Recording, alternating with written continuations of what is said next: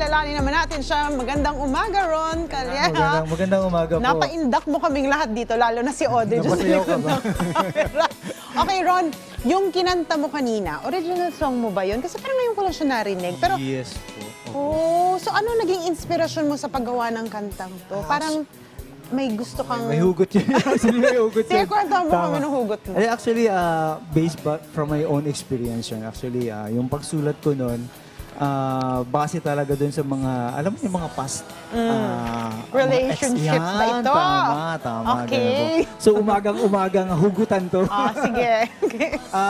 Bale, una, nagsusulat kasi ako, yung ano ko dyan is, may mga, syempre, may mga idol tayo may mga, kaya lang yung base dito sa songs na to, ito yung tipong, alam mo yun, meron kang mahal na may regrets pa rin. Sana hindi na kita nakilala. Naku, marami tayong mga ganyan sa life. And syempre, since nandito na rin naman po ako,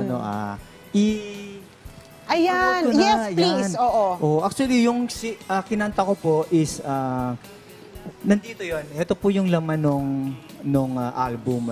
Sana. Yan, sana. So ito ang iyong cover song. Yes Tama. po. Okay, imbitahan mo naman ang ating mga ka-RSP sa yung upcoming gigs kung meron man, and also invite them to check out your social media accounts, Ron. Ayan, so actually yung aking pong social media is Ron Calleja Music. Ayan.